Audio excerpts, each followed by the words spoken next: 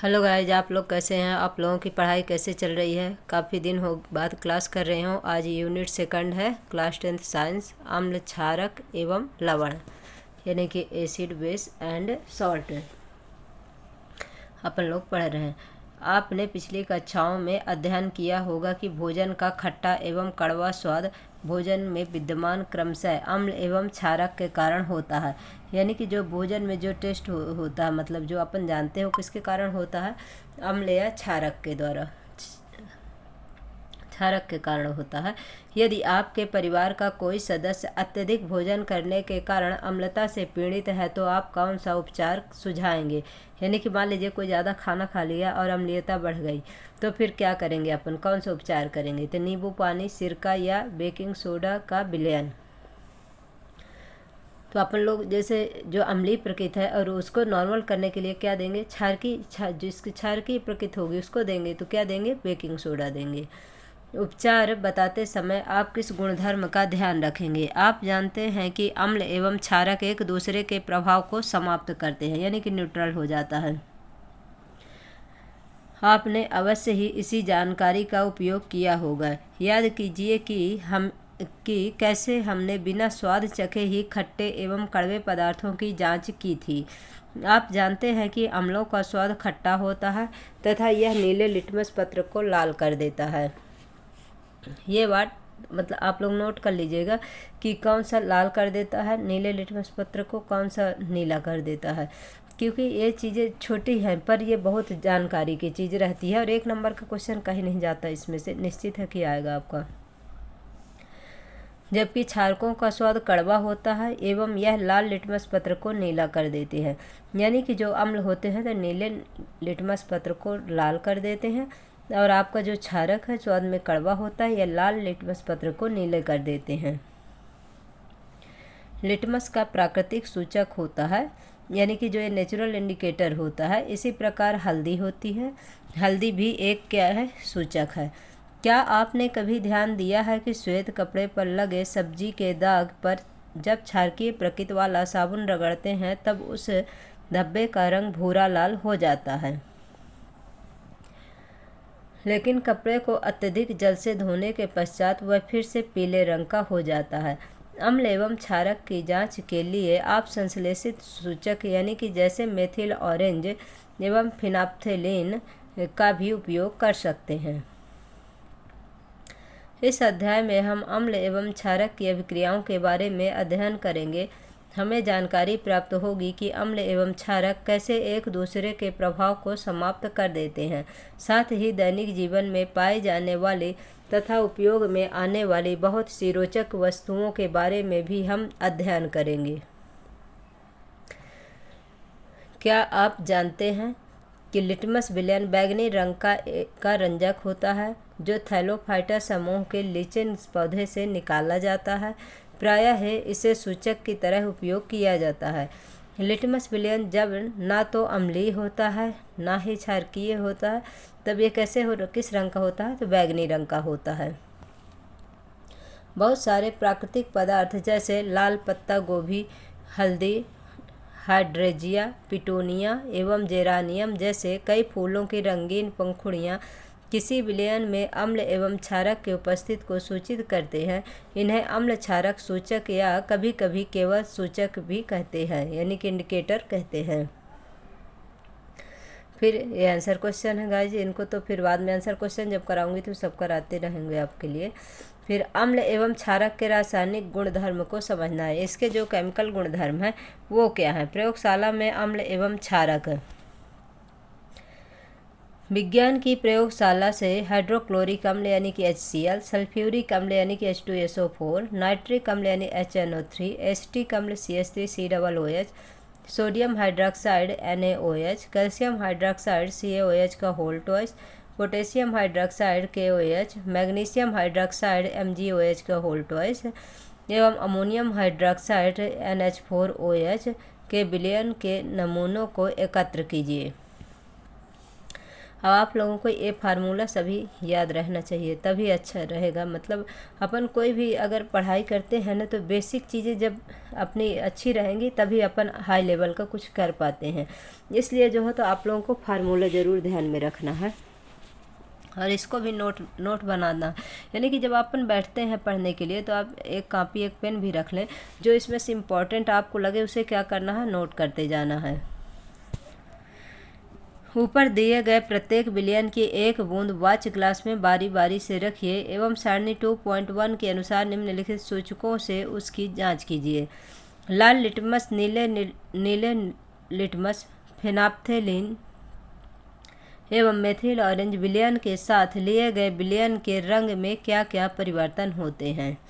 यानी कि अपन जैसे ये लिए कि लाल लिटमस लिए, नीला लिटमस लिए और फिनाप्थेलिन लिए और मेथिल ऑरेंज लिए। फिर इसके बाद इसमें क्रिया कराएंगे। जैसे जो आपका ये है लाल लिटमस पत्र है, इसमें जब डालेंगे आपका अम्ल डालेंगे तो क्या कौन सा रंग आता है, फिर नीले लिटमस में कौन सा कलर आएगा, इनको सब क्या प्रैक्टिकल करने से सब पता चलेगा।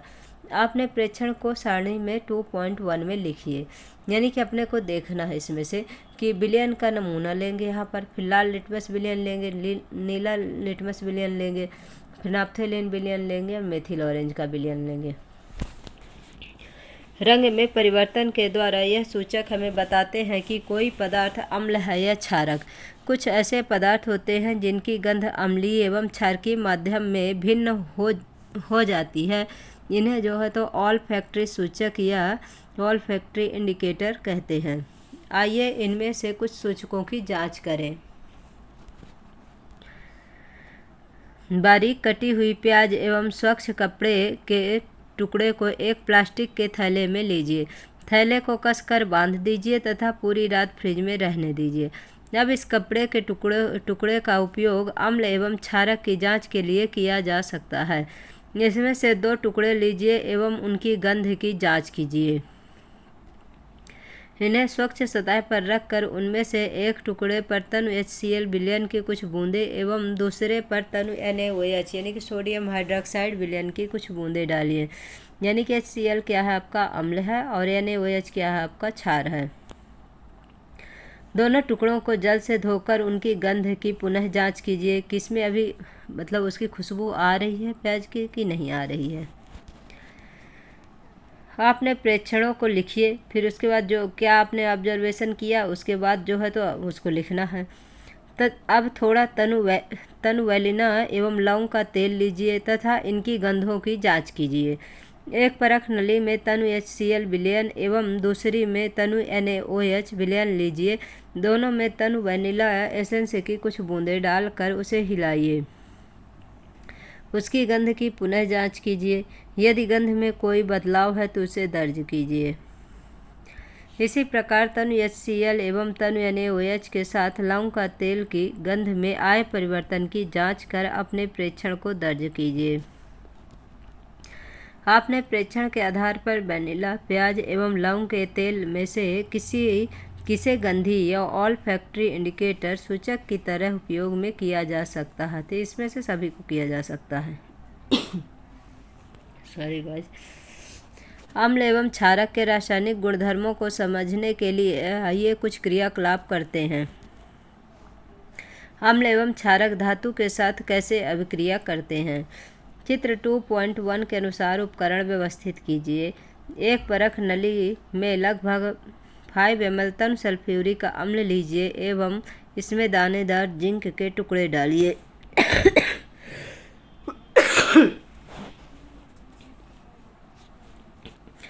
दानेदार जिंक के टुकड़े की सतह पर आप क्या देखते हैं। उत्सर्जित गैस को साबुन के विलयन से प्रवाहित कीजिए। साबुन के विलयन में बुलबुले क्यों बनते हैं। जलती हुई मोमबत्ती को गैस वाले बुलबुले के पास ले जाइए। आप क्या प्रेक्षण करते हैं। कुछ अन्य अम्ल जैसे HCl है, HNO3 यानी कि नाइट्रिक अम्ल है, HCl है, CH3COOH एसिटिक एसिड के साथ यह क्रियाकलाप दोहराइए। प्रत्येक स्थिति में आपका प्रेक्षण समान है या भिन्न है। यानी कि इन सब के साथ आप जब अभिक्रिया कराएंगे, इसके साथ में से किस प्रकार से आप ऑब्जर्व करेंगे उसे जो है तो आप पता करना है। अब देखिए अपने पास क्या है, ये एक स्टैंड है, ये इसमें दानेदार जिंक के टुकड़े हैं, ये एक परख नली है जिसमें जो है तो दानेदार जिंक के टुकड़े डाल दिए और इसमें स्टैंड में फंसा दिए। फिर जिंक में क्या डालते हैं, तनु सल्फ्यूरिक अम्ल यानी कि H2SO4।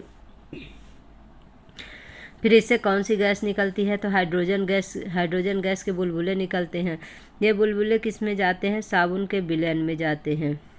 फिर साबुन के विलयन में जब जाते हैं, इनमें से क्या होता है, हाइड्रोजन से भरे साबुन के बुलबुले, यानी कि जो ये हाइड्रोजन गैस निकलती है, बुलबुले जो है तो इस पानी से फिर बाहर निकलने लगती हैं, जो साबुन का विलयन है। फिर इसके बाद आप मोमबत्ती से उसमें क्या करेंगे, उसके जो बुलबुले निकलेंगे उसके पास मोमबत्ती जला के ले जाएंगे, तो उसमें से किस तरह की ध्वनि आती है, तो फट फट की ध्वनि के साथ हाइड्रोजन गैस का दहन होता है। इसमें से ये कन्फर्म होता है कि हाँ इसमें से हाइड्रोजन गैस ही निकलती है। और इसमें से एक नंबर के भी क्वेश्चन पूछ लेता है कभी भी कि हाइड्रोजन गैस के दहन के बाद कौन सी आवाज़ आती है, तो फट फट की ध्वनि के साथ ये दहन करता है। तो यानी कि इसकी आवाज़ कैसे आती है, फट फट की। फिर दानेदार जिंक के टुकड़ों के साथ तन सल्फ्यूरिक अभिक्रिया एवं ज्वलन द्वारा हाइड्रोजन गैस की जांच किए। ध्यान दीजिए कि ऊपर दी गई अभिक्रियाओं में धातु अम्लों से हाइड्रोजन परमाणुओं का हाइड्रोजन गैस के रूप में विस्थापन करती हैं और एक यौगिक बनाता है जिसे लवण कहते हैं। अम्ल के साथ धातु की अभिक्रिया को इस प्रकार से व्यक्त कर सकते हैं, यानी कि अम्ल जो है आपका धातु के साथ अभिक्रिया करके जो धातुएं होती हैं, जैसे मैग्नीशियम हो गया, सोडियम हो गया, आपका सिल्वर हो गया, गोल्ड हो गया, लिथियम हो गया, पोटेशियम हो गया, ये सब क्या है, धातु तो है। इनके साथ जैसे अभिक्रिया करेंगे तो क्या बनेगा, लवण बनेगा और क्या होगा, हाइड्रोजन गैस निकलेगी। आपने जिन अभिक्रियाओं का प्रेक्षण किया है, क्या आप उनका समीकरण लिख सकते हैं। एक परख नली में जिंक के कुछ दानेदार टुकड़े रखिए, उनमें से 2 ml सोडियम हाइड्रोक्साइड का घोल मिलाकर उसे गर्म कीजिए। तत्पश्चात क्रियाकलाप 2.3 के अनुसार क्रियाओं को दोहराइए एवं अपने प्रेक्षण को लिखिए। अब इस अभिक्रिया को निम्न प्रकार से लिख सकते हैं, जैसे उसमें क्या बोला, जिंक का फार्मूला क्या हो गया, Zn हो गया। सोडियम हाइड्रोक्साइड का सबसे पहले ऊपर ही अपने देखे हैं NaOH है, सोडियम हाइड्रोक्साइड। और जब सोडियम हाइड्रोक्साइड जिंक के साथ अभिक्रिया करेगा तो क्या बनाएगा, सोडियम जिंकेट बनाएगा और क्या होगा, हाइड्रोजन गैस मुक्त कर देगा इसमें से। और इधर देखिए, इसको जैसे अपन फर्स्ट यूनिट में पढ़े थे कि इनका संतुलन भी ज़रूरी रहता है। तो जैसे इसमें सोडियम जिंकेट का फार्मूला क्या है, Na2ZnO2 है। अब इसमें जब 2 है सोडियम में, तो यहाँ भी 2 होना चाहिए सोडियम। और ये जिंक है, ऑक्सीजन 2 है तो ऑक्सीजन 2 है यहाँ पर, हाइड्रोजन यहाँ पर H2 गैस है इसलिए यहाँ पर 2, तो 2 NaOH है इसलिए जो है तो इस प्रकार से सोडियम जिंकेट का फार्मूला है Na2ZnO2। ये क्या है, सॉलिड है सोडियम जिंकेट और हाइड्रोजन गैस है। आप देखेंगे कि अभिक्रिया में पुनः हाइड्रोजन बनता है, किंतु ऐसी अभिक्रियाएं सभी धातुओं के साथ संभव नहीं है। यानी कि ये जो है तो कोई ज़रूरी नहीं है कि सभी धातुओं के साथ आपको यही बनेगा कि सोडियम जिंकेट, और जैसे जो जिसके साथ करेगा तो मतलब लवण ही हर बार बनेगा। अब अपन आगे पढ़ते हैं, देखते हैं कौन सा क्या बनता है। फिर धातु कार्बोनेट एवं धातु हाइड्रोजन कार्बोनेट अम्ल के साथ कैसे अभिक्रिया करते हैं। अब देखिए यहाँ पर क्या है, सोडियम कार्बोनेट लिए इसमें परख नली में, फिर तनुकृत हाइड्रोक्लोरिक अम्ल लिए, कार्बन डाइऑक्साइड गैस इसमें बनेगी। देखिए इसे परख नली है, यहाँ क्या है, थीसेल फनेल, यहाँ पर कीप लगा हुआ है और स्टैंड है जिसमें ये इसको परख नली को फंसाया गया है। अब इसमें से कौन सी गैस निकलती है, आपको देखिए निकास नली है, परख नली है, कैल्शियम हाइड्रोक्साइड का ये विलयन है। और इसमें से जो ये कार्बन डाइऑक्साइड की गैस निकलेगी उससे जो है तो इसमें क्या प्रभाव पड़ेगा, इसका कलर चेंज होगा, क्या होगा क्या नहीं होगा, ये है इस प्रैक्टिकल में। फिर अब देखिए क्या क्या होता है, इसमें से कैल्शियम हाइड्रोक्साइड में से कार्बन डाइऑक्साइड गैस को गुजारना होता है। यानी कि ये जो कैल्शियम हाइड्रोक्साइड ये दूसरे वाले जो ट्यूब में लिए हैं, इसमें से जो कार्बन डाइऑक्साइड गैस निकलती है तो इसमें प्रवाहित करके देखना इसमें क्या परिवर्तन होता है। दो परख नलियाँ लीजिए, उन्हें ए एवं बी से नामांकित कीजिए। परख नली ए में लगभग 0.5 ग्राम सोडियम कार्बोनेट या सोडियम कार्बोनेट लीजिए एवं परख नली बी में 0.5 ग्राम सोडियम हाइड्रोजन कार्बोनेट लीजिए, यानी NaHCO3, यानी कि खाने का जो सोडा होता है उसका भी ये फार्मूला होता है, सोडियम हाइड्रोजन कार्बोनेट। दो परख नलियों में लगभग 2 ml तन HCl मिलाइए। आपने क्या निरीक्षण किया? चित्र 2.2 के अनुसार प्रत्येक स्थिति में उत्पादित गैस को चूने के पानी कैल्शियम हाइड्रॉक्साइड का विलयन में प्रवाहित कीजिए एवं अपने निरीक्षणों को अभिलिखित कीजिए। उपरोक्त अभिक्रिया में होने वाली अभिक्रियाओं को इस प्रकार लिखा जाता है, यानी कि देखिए परख नली ए में क्या है, सोडियम कार्बोनेट लिए और HCl लिए, उसके बाद क्या बना, सोडियम क्लोराइड बना और इसके बाद H2O जल बना, क्या बना, कार्बन डाइऑक्साइड गैस बनी। फिर इसके बाद क्या लिया, सोडियम हाइड्रोजन कार्बोनेट लेते हैं और इसमें HCl प्लस HCl क्रिया करता है। इसके बाद क्या बनता है, सोडियम क्लोराइड बनता है, यानी कि नमक बनता है, वही sodium chloride plus H2O and carbon dioxide gas जो है तो बनती है। यानी कि H2O क्या हो गया, जल है, इसलिए से L से डिनोट करते हैं, लिक्विड है, और कार्बन डाइऑक्साइड आपका गैस है, जिस प्रकार से हाइड्रोजन गैस है। और ये NaCl क्या है, एक्वा है, क्योंकि Na और Cl ये प्लस माइनस है, ये एक्वा है। और ये आपका सोडियम कार्बोनेट और सोडियम हाइड्रोजन कार्बोनेट, ये जो है तो किसके साथ क्रिया करती हैं, अम्ल के साथ क्रिया करती हैं। फिर इसके बाद क्या बनाती हैं, लवण बनाती हैं, जल बनाती हैं और गैस निकलती है, कार्बन डाइऑक्साइड। फिर इसके बाद देखिए क्या, उत्पादित कार्बन डाइऑक्साइड गैस को चूने के पानी से प्रवाहित करने पर अब क्या बनता है। अब ये जो कैल्शियम हाइड्रॉक्साइड है, इसे चूने के पानी में यानी कि कार्बन डाइऑक्साइड गैस को प्रवाहित करेंगे तो क्या होगा, श्वेत अवक्षेप प्राप्त होगा, जिसे क्या कहेंगे, कैल्शियम कार्बोनेट कहेंगे। और कैल्शियम कार्बोनेट जो है तो क्या होता है, सॉलिड होता है, प्लस क्या बनेगा, H2O जल बनेगा। अत्यधिक मात्रा में कार्बन डाइऑक्साइड प्रवाहित करने पर निम्न अभिक्रिया होती है। और ज़्यादा मात्रा में अगर कार्बन डाइऑक्साइड उसमें प्रवाहित कराएंगे कैल्शियम कार्बोनेट में, जब पहले किस में कराते हैं, पहले कैल्शियम हाइड्रॉक्साइड में कराते हैं जब कार्बन डाइऑक्साइड गैस को, तो क्या बनता है, श्वेत अवक्षेप प्राप्त होता है कैल्शियम कार्बोनेट का, प्लस जल बनता है। फिर इसके बाद कैल्शियम कार्बोनेट में जब और अधिक मात्रा में कार्बन डाइऑक्साइड प्रवाहित करेंगे तो क्या बनेगा, जल में विलयशील हो जाएगा, कैल्शियम हाइड्रोजन कार्बोनेट बना देगा। फिर इसके बाद क्या होगा, चूना पत्थर या लाइमस्टोन, खड़िया, चाक एवं संगमरमर मार्बल कैल्शियम कार्बोनेट के विविध रूप हैं। यानी कि आपका जो कैल्शियम कार्बोनेट है CaCO3 है, यह आपका चूना पत्थर यानी कि लाइमस्टोन का भी फार्मूला होगा, खड़िया चाक का भी होगा और मार्बल संगमरमर का भी होगा। इसे जो है तो CaCO3 के द्वारा ही जानते हैं, कैल्शियम कार्बोनेट के नाम से, के विविध रूप है, मतलब ये 3 रूप में जाना जाता है। सभी धातु कार्बोनेट एवं हाइड्रोजन कार्बोनेट अम्ल के साथ अभिक्रिया करके संगत लवण कार्बन डाइऑक्साइड एवं जल बनाते हैं।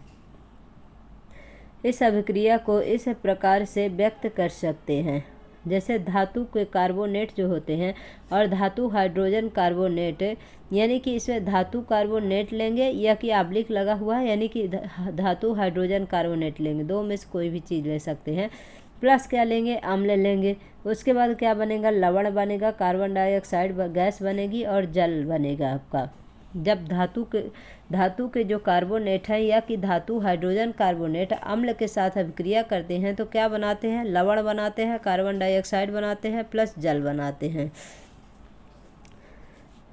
फिर इसके बाद क्या है, अम्ल एवं क्षारक परस्पर कैसे अभिक्रिया करते हैं। अम्ल और क्षार के बारे में बताया। परख नली में लगभग 2 ml NaOH यानी कि सोडियम हाइड्रॉक्साइड का घोल लीजिए एवं उसमें 2 बूंदे फिनाप्थेलीन के विलयन डालिए। अब ये ऑब्जर्व करना अपने का कि विलयन का रंग क्या है। इस विलयन में 1 बूंद तनु जो है HCl विलयन मिलाइए। क्या अभिक्रिया मिश्रण के रंग में कोई परिवर्तन आया? अम्ल मिलाने के बाद फिनाप्थेलीन का रंग क्यों बदल गया? अब उपरोक्त मिश्रण में NaOH की कुछ बूंदें मिलाइए। फिर इसके बाद NaOH में कुछ बूंदें मिलाना है। क्या फिनाप्थेलीन पुनः गुलाबी रंग का हो गया? आपके विचार से ऐसा क्यों होता है?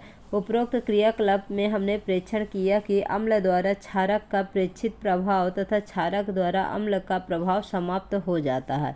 अभिक्रिया को इस प्रकार लिख सकते हैं, यानी कि NaOH जो है सोडियम हाइड्रोक्साइड में अम्ल के साथ अभिक्रिया कराएंगे तो क्या बनेगा, NaCl लवण बनेगा एक्वा और प्लस क्या बन जाएगा, जल बन जाएगा। अम्ल एवं क्षारक की अभिक्रिया के परिणाम स्वरूप लवण तथा जल प्राप्त होते हैं तथा इसे उदासीनीकरण अभिक्रिया कहते हैं, क्योंकि जब अम्ल और क्षारक किसी की मात्रा ज़्यादा होगी तो उसी की प्रकृति दर्शाएगा, यानी कि अम्ल की मात्रा अगर ज़्यादा है तो अम्ल की प्रकृति दर्शाएगा, अगर क्षार की मात्रा ज़्यादा है तो क्षार की प्रकृति दर्शाएगा। अगर दोनों बराबर हो जाएंगे तो क्या हो जाएगा, न्यूट्रलाइज हो जाएगा, न्यूट्रलीकरण हो जाएगा, ये उदासीनीकरण हो जाएगा, न्यूट्रल हो जाएगा, इसलिए इसे क्या बोलेंगे, उदासीनीकरण अभिक्रिया। सामान्यतः उदासीनीकरण अभिक्रिया को इस प्रकार लिख सकते हैं, क्षारक प्लस अम्ल, यानी कि क्षार और अम्ल क्रिया करके क्या बनाएंगे, लवण बनाएंगे प्लस जल बनाएंगे। फिर अम्ल के साथ धात्विक ऑक्साइडों की अभिक्रिया, अब धातुओं के जो धातु के ऑक्साइड है उनकी अभिक्रिया कराएंगे, फिर उसके बाद देखेंगे अब क्या क्या बनता है। बीकर में कॉपर डाइऑक्साइड की अल्प मात्रा लीजिए एवं हिलाते हुए उसमें धीरे धीरे तनु हाइड्रोक्लोरिक अम्ल मिलाइए, यानी कि एक बीकर लेना है अपने को और उसमें क्या करना है, कॉपर ऑक्साइड की थोड़ी सी मात्रा लेना है और कॉपर ऑक्साइड को हिलाना है और उसमें धीरे धीरे क्या डालना है, तनु हाइड्रोक्लोरिक, तनु यानी कि पतला, यानी कि जिसमें पानी की मात्रा ज़्यादा रहे और आपका HCl यानी अम्ल की मात्रा क्या रहे, कम रहे, डाइल्यूट सोल्यूशन जिसे कहते हैं। और कंसंट्रेशन सोल्यूशन में क्या होता है कि उसमें जो है तो आपका जैसे अम्ल की मात्रा ज़्यादा रहेगी और पानी की मात्रा कम रहेगा, उसे डाइल्यूट सोल्यूशन कहते, कंसंट्रेशन सोल्यूशन कहते हैं गाइस। विलयन के रंग पर ध्यान दीजिए, कॉपर ऑक्साइड का क्या हुआ, मतलब अब कॉपर ऑक्साइड क्या हुआ जिसमें जब क्रिया कराते हैं, आप देखेंगे कि विलयन का रंग नील हरित हो जाएगा एवं कॉपर ऑक्साइड घुल जाता है। विलयन का नील हरित रंग अभिक्रिया में कॉपर सेकंड क्लोराइड के बनने के कारण होता है। धातु ऑक्साइड एवं अम्ल के बीच होने वाली सामान्य अभिक्रिया को इस प्रकार लिख सकते हैं, यानी कि जो धातु के ऑक्साइड होंगे वो अम्ल के साथ क्रिया करके क्या बनाते हैं, तो लवण और जल बनाते हैं, धातु के ऑक्साइड। अब उपरोक्त अभिक्रिया के लिए समीकरण लिखकर उसे संतुलित कीजिए।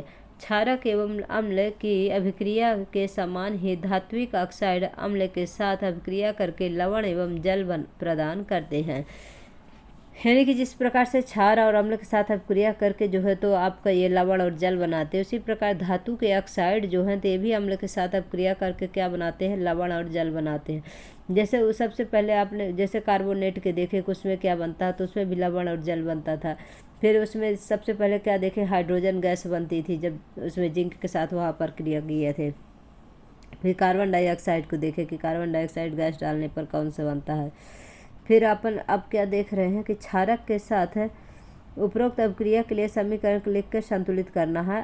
क्षारक एवं अम्ल की अभिक्रिया के समान ही धात्विक ऑक्साइड अम्ल के साथ अभिक्रिया करके लवण एवं जल प्रदान करते हैं, अभी अपन इसे पढ़ लिए। अब धात्विक ऑक्साइड को क्षारकीय ऑक्साइड भी कहते हैं, यानी कि जो धातु के ऑक्साइड होते हैं उन्हें क्या कहते हैं, क्षारकीय ऑक्साइड भी कहते हैं, यानी कि चाहे उन्हें क्षारकीय धातु कहे बोल दीजिए आप, चाहे धात्विक ऑक्साइड बोलिए। क्षारक के साथ अधात्विक ऑक्साइड की अभिक्रियाएं, अब धातुओं को तो देख लिया कि धातुओं के जो क्षार के जो धातु के जो ऑक्साइड हैं वो क्या बनाते हैं, अम्ल के साथ क्या करके लवण और जल बनाते हैं। अब अधात्विक के बारे में देखिए कि ये जो है तो अम्ल के साथ क्रिया करके क्या बनाएंगे। क्रियाकलाप में आपने कार्बन डाइऑक्साइड एवं कैल्शियम हाइड्रोक्साइड चूने का पानी के बीच हुई अभिक्रिया देखी है। कैल्शियम हाइड्रोक्साइड जो एक क्षारक है कार्बन डाइऑक्साइड के साथ अभिक्रिया करके लवण एवं जल का निर्माण करता है।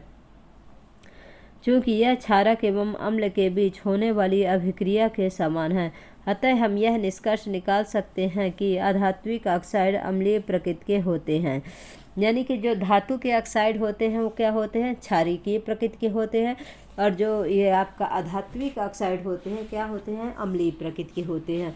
ये भी आपको मतलब नोट करने वाली बात है कि जैसे कभी इसमें भी क्वेश्चन पूछ सकता है आपको कि जो क्षारकीय जो धातुएं होती हैं वो किस प्रकृति की होती हैं, तो क्षारकीय प्रकृति की होती हैं। और जो ये हो आपके जो ये अधात्विक ऑक्साइड होते हैं किस प्रकृति के होते हैं, तो अम्लीय प्रकृति के होते हैं।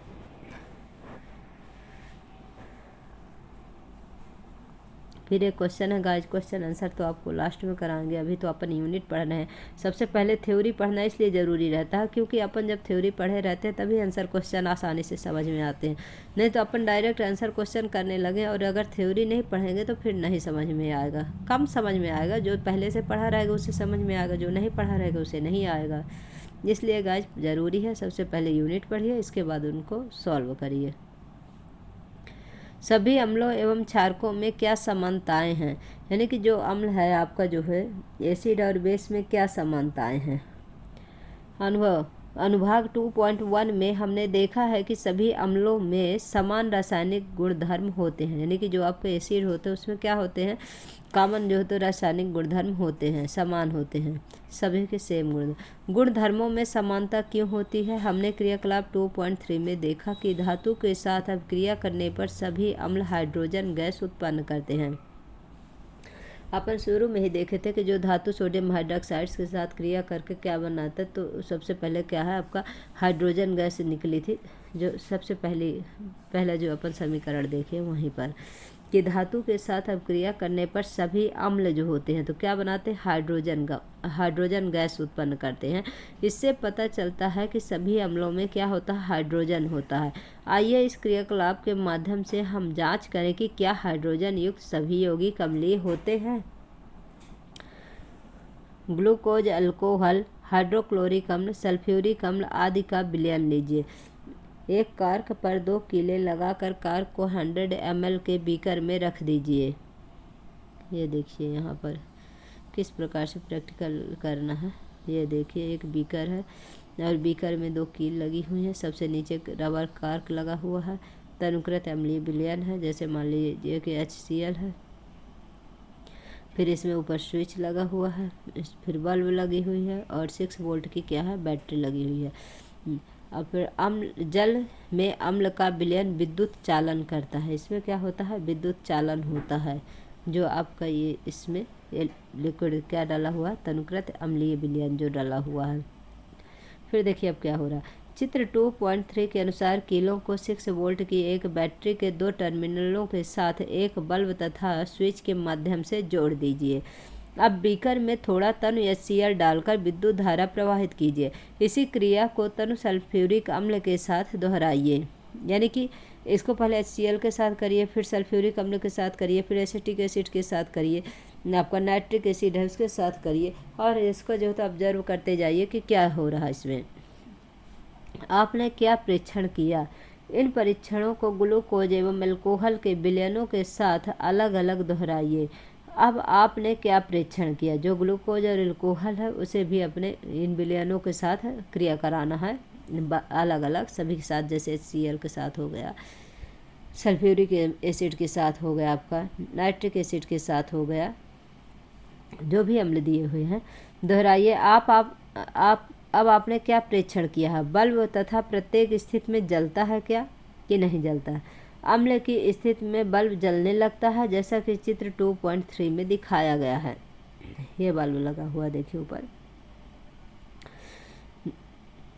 परंतु आप यह देखेंगे कि ग्लूकोज एवं अल्कोहल का विलयन विद्युत का चालन नहीं करते हैं, यानी कि जो ग्लूकोज है और अल्कोहल का विलयन है क्या विद्युत का चालन नहीं करते हैं।